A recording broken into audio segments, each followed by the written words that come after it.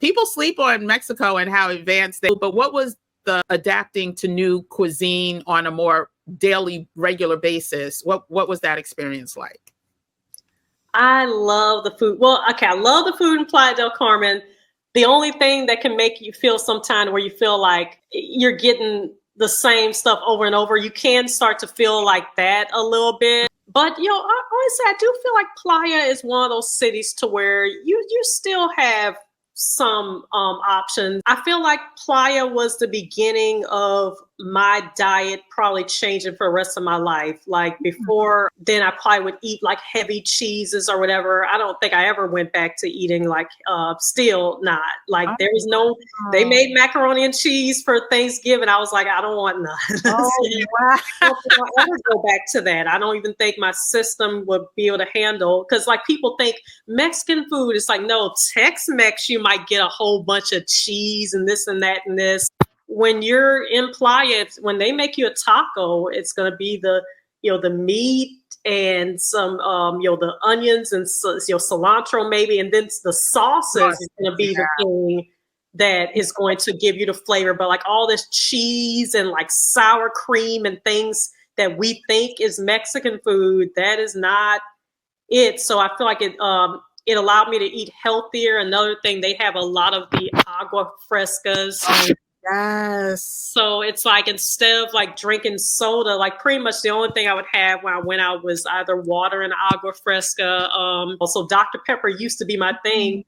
I don't know. I mean, maybe since I've been back here, I've maybe had Dr. Pepper maybe a couple of times, but yeah, I don't drink Dr. Pepper anymore. Like there's just a lot of things to where it's caused my way of eating to be a lot better. I did kind of stumble for a while, but now I'm back into, eating very clean, working out. And yeah, I feel like my way of eating will never go back. And my family's from Louisiana. It's like, I went to visit Louisiana. I was still like not eating. I mean, I tasted some of the things, but I was not eating the way I normally eat. Oh, okay. So that is so interesting, Matt. I didn't know that, because I was going to ask you, how did travel change you? So that would be one of the ways. But you're right, because if you're used to tacos here in the US, like Americanized tacos with the taco salt sauce and the extra sour cream and all that other stuff, that's not the Mexican way. That is really the American way. And it was so upsetting to me when I went to Mexico and realized that chimichangas, which used to be my favorite Mexican food here in the US, which is a fried like burrito, I guess you could call it.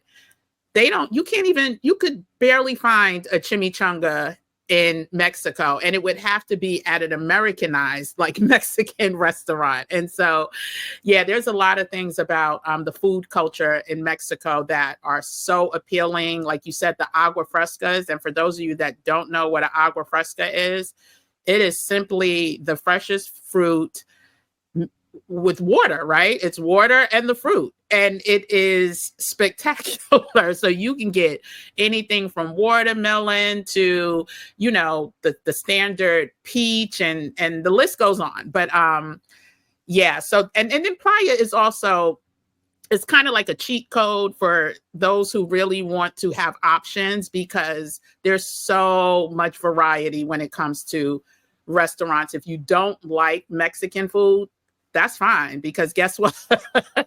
They have every other type of restaurant on Fifth Avenue that you could think of.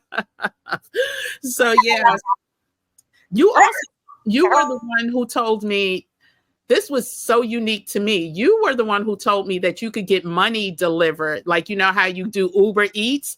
You had money delivered to you from, was it Rappi? Can you share about that? Yes, Rappi delivers money. It is like, when I first found that out, it was like so crazy, because you just go in there and you pick your amount and they come with money, but it's like so crazy. It's just kind of like, are you Sonia?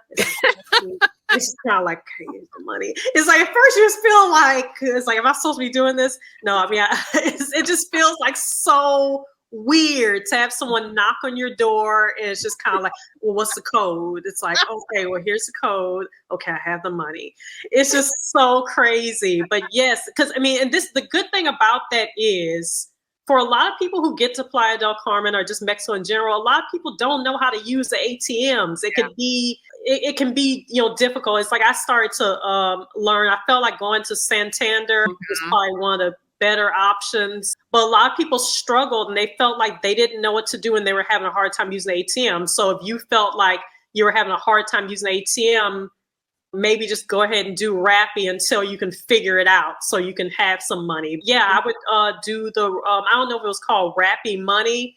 And yes, Stephanie in the chat, she's just kind of like money delivered. Yes, they will deliver like a mobile ATM and they're showing up with your money, delivering money. That's crazy. I don't even think nowhere in the US does that.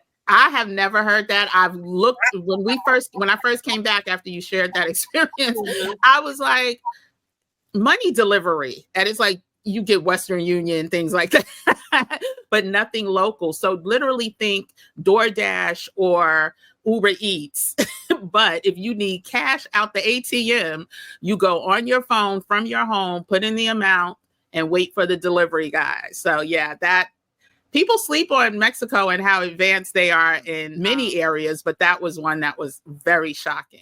Sonia Unapologetic shares more about her career break, her short-term escape to Mexico in our full interview. So be sure to check it out. Also check out our many resources. There's a link in the description with our highly discounted planning guides and so much more. The Guide to Mexican Residency. So many people are interested in getting Mexican residency.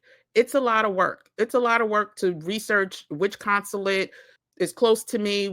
So I create these things based on the multiple questions that I get on the topic, on the subject. So this residency guide just makes it easy for you. You don't have to scour the internet. There's clickable links. So what's inside? A list of Mexican consulates in the US with clickable links for direct access. You don't have to Google. The list of 53 consulates is right there, direct access through a link. You can check to see what the requirements are because each consulate has different requirements.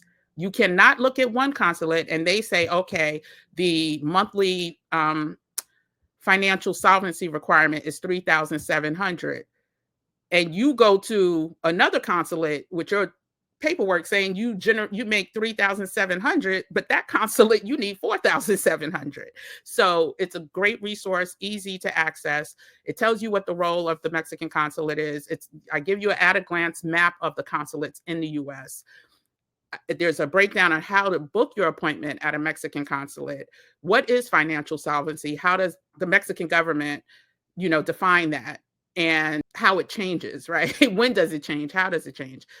There's articles about Mexico and the US relationship, past and present, and it gives you a very clear understanding of our relationship, right? And then there's additional interesting facts about Mexico and links to other resources.